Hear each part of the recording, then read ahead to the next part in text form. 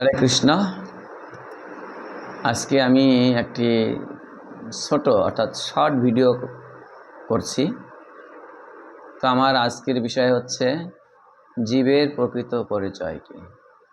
তা আমরা অনেক সময় ভাবি কেউ ছাত্র, কেউ চাকরিজীবী, কেউ আইনজীবী, কেউ জজ, কেউ ম্যাজিস্ট্রেট, কেউ এমএলএ, কেউ চেয়ারম্যান, কেউ সাংসদ, কেউ মুখ্যমন্ত্রী, কেউ প্রধানমন্ত্রী, অর্থাৎ যার যে পদ রয়েছে সেই পদকেই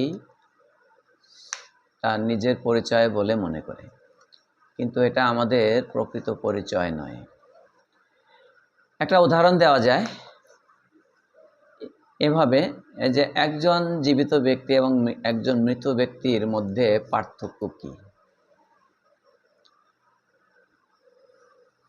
পার্থক্য হচ্ছে জীবিত ব্যক্তির দেহে আত্মা রয়েছে আর মৃত ব্যক্তির দেহে আত্মা নেই। তো এখন আবার প্রশ্ন আসে, তাহলে একজন মানুষ মারা গেলে ওই ব্যক্তির নিকটতম জন বা আত্মীয় স্বজন, পাড়া প্রতিবেশী কার জন্য কান্না করে, কেন কান্না করে? এটা আমরা অনেকেই উপলব্ধি করার চেষ্টা করি না, যে কেন আমরা কান্না করছি। ব্যক্তিটি মৃত, যদি কাউকে প্রশ্ন করা হয় যে তুমি কান্না করছো কেন, বলবে যে সে দেহ রেখে চলে গেছে, সে মারা গিয়েছে, সে আর নেই, এরকম বিভিন্ন জনে বিভিন্ন কথা বলবে। কিন্তু প্রকৃত যে কেন কান্না করছি এটা খুব কম সংখ্যক মানুষই বলতে পারে। তো একজন মৃত ব্যক্তির জন্য কান্না করা হয় কারণ তার দেহ থেকে আত্মাটি বেরিয়ে গিয়েছে, সেজন্য আমরা তার জন্যে কান্না করি। তো এই অনুভূতিটুকু বা এই অনুভবটুকু আমরা করি না যে এই আত্মার জন্য আমরা কান্না করছি। কাউকে প্রশ্ন করা হলে বলে সে দেহ রেখে চলে গিয়েছে, অর্থাৎ বলছে দেহ রেখে চলে গিয়েছে। ধরুন যদু দেহ রেখে চলে গিয়েছে, এই যে দেহ রেখে চলে গিয়েছে, কে চলে গিয়েছে, এই প্রশ্নের উত্তর যদি বলা হয় অনেকে উত্তর দিতে পারেন না। তো আবার যদি বলা হয় তাহলে হয়তো কেউ উত্তর দিল যে আত্মা চলে গিয়েছে, আত্মা গিয়েছে বিধায়ী সকলে কান্না করছে। কিন্তু যদি বলা তাহলে ওই ব্যক্তিটিকে, তবুও বলবে যে ওই দেহটিকেই বলবে ওই ব্যক্তি। কিন্তু আমরা বলছি দেহ রেখে চলে গিয়েছে, অমুক ব্যক্তি দেহ রেখে চলে গিয়েছে। কিন্তু আমাদের চেতনাটা জাগ্রত হচ্ছে না যে আত্মার জন্য আমরা কান্না করছি। প্রকৃতপক্ষে আমরা কান্না করছি আত্মার জন্য। তাহলে ওই ব্যক্তিটি কি? ওই ব্যক্তিটি হচ্ছে আত্মা। সেজন্য আমার পরিচয় হচ্ছে আমি এই দেহ নই, আমি হচ্ছে চিন্ময় আত্মা। তো এখন প্রশ্ন, তো এই যে আত্মা যখন দেহ থেকে বেরিয়ে যাচ্ছে তখন দেহের মূল্য কি?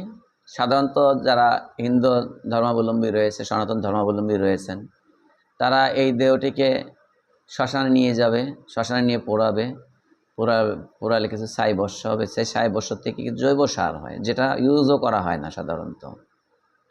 তো 4-5 কেজি সার হবে। তো 1 কেজি সার যদি আমি 50 টাকাও ধরি, তাহলে এই 5 কেজি সারের মূল্য হচ্ছে মাত্র 250 টাকা।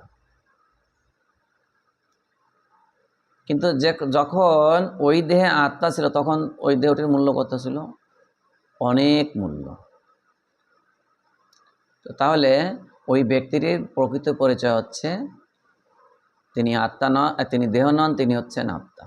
অর্থাৎ আমার পরিচয় হচ্ছে আমি দেহ নই, আমি হচ্ছে আত্মা। তা আত্মার এত মূল্য কেন? কারণ আত্মা, ভগবান শ্রীমদ্ ভগবদ গীতাতে বলেছেন যে 15 অধ্যায়ে ভগবান বলেছেন, 15 অধ্যায়ের সম্ভবত 7 নম্বর শ্লোকে ভগবান বলেছেন যে মানবংশ জীবলোকে জীবভূতা সনাতন, সমস্ত জীব আমার অবিচ্ছেদ্য অংশ, সমস্ত জীব আমার অবিচ্ছেদ্য অংশ। তাহলে আমি কার অংশ? ভগবানের অংশ। আমার পরিচয় হচ্ছে আমি ভগবানের অংশ। এটা হচ্ছে জীবের স্বরূপ। জীবের স্বরূপ হয় কৃষ্ণের নিত্য দাস। তো শ্রীমদ্ ভাগবত গীতাতে ভগবান 2য় অধ্যায়ের 22 নম্বর শ্লোকে তিনি এই যে জীবের দেহটির সাথে তুলনা করেছেন জরাজীর্ণ বস্ত্রের সাথে। ভগবান বলেছেন, বাসাংসি জীর্ণানি যথা বিহায় গৃহ্ণাতি তথা শরীরানি বিহায় জীর্ণানি অন্যানি সংজাতি নাবানি দেহি। মানুষ যেমন জীর্ণ বস্ত্র পরিত্যাগ করে নতুন বস্ত্র পরিধান করে, ঠিক আত্মা পুরাতন শরীর ত্যাগ করে নতুন আর একটি শরীর ধারণ করে। তো এই দেহটিকে ভগবান একটা জরাজীর্ণ বস্ত্রের সাথে তুলনা করেছে। তা আমরা প্র্যাকটিক্যালও দেখতে পাই, যখন দেহ থেকে আত্মা বেরিয়ে যায় তখন এই দেহ পচনশীল। আমার একটা গল্প মনে পড়ে, বিলাসী গল্প আমি পড়েছিলাম। সেই বিলাসী গল্পে যিনি নায়ক ছিল মৃত্যুঞ্জয়। তো সেখানে দুজনের অভিনয় ছিল, দুজন ব্যক্তি ছিল, একজন ছিল ন্যাড়া আর একজন খুড়ি। তো খুড়ি ন্যাড়াকে ভীষণ ভালোবাসতেন। তো হঠাৎ একদিন ন্যাড়া মারা গিয়েছে। তো খুড়ি খুব কান্নাকাটি করছে যে আমি তোমাকে ছাড়া বাঁচবো না, আমি তোমার সাথে সমমরণ যাব, তুমি ছাড়া আমার কেউ নেই। তো পাড়ার গ্রামের সমস্ত লোকজন এসেছে, তারা এসে তাকে সান্ত্বনা দিচ্ছে, কিন্তু কোনো অবস্থায় তাকে মানে সান্ত্বনা দিয়েও তাকে কোনো ই করা যাচ্ছে না। তার সেই ব্যাকুলতাকে থামানো যাচ্ছে না, উদ্বিগ্নতাকে থামানো যাচ্ছে না। তো ঠিক যখন সন্ধ্যা ঘনিয়ে এসছে তখন গ্রামের লোকজন বলল, তুমি এই লাশের কাছে থাকো, তো আমরা লোকজন ডেকে নিয়ে এসে সৎকার করতে হবে। তো যখনই গ্রামবাসী এই কথা বলেছেন তখন তিনি লাফ দিয়ে উঠেছেন, না না আমি থাকতে পারবো না, আমার ভয় করে। তখন প্রশ্ন, এই ভয়টি কেন করে? কারণ যে ব্যক্তির সাথে সারা জীবন সংসার করছে সেই ব্যক্তিরই শুয়ে আছে, কিন্তু এখন সেই ব্যক্তিটি দেহ থেকে আত্মাটা বেরিয়ে গেছে বিধায় সে এখন আর একা থাকতে সাহস পাচ্ছে না। তো এর থেকে প্রমাণ হয় যে আমাদের প্রকৃত পরিচয় হচ্ছে আমি এই দেহ নই, আমি হচ্ছে চিন্ময় আত্মা। আর এই আত্মার উৎস হচ্ছে ভগবান থেকে এই আত্মা আসছে। ভগবান বলছেন, মামংস জীবলোকে জীবতা সনাতন, সমস্ত জীব আমার অংশ, অর্থাৎ আমরা সকলেই ভগবানের অংশ। তাই জীবের স্বরূপ হয় কৃষ্ণের নিত্য দাস। এটাই হচ্ছে আমাদের প্রকৃত। আমরা কেউ মানি আর না মানি, এটাই হচ্ছে আমাদের প্রকৃত পরিচয়। তো এই শিক্ষাটা সাধারণত জড় শিক্ষার মধ্যে পাওয়া যায় না। এই শিক্ষাটা সলিড যে আধ্যাত্মিক শিক্ষা, সেই শিক্ষাতেই পাওয়া যায়।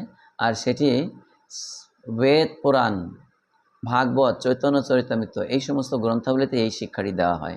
তাই সনাতন ধর্ম হচ্ছে জীবের ধর্ম, আত্মার ধর্ম। তো শুধু সকলকেই এটাই হচ্ছে আমাদের প্রকৃত পরিচয়, আমি দেহ নই, আমি চিন্ময় আত্মা। হরে কৃষ্ণ। তো কারো যদি ভালো লাগে তা আমাকে সাবস্ক্রাইব করবেন। হরে কৃষ্ণ।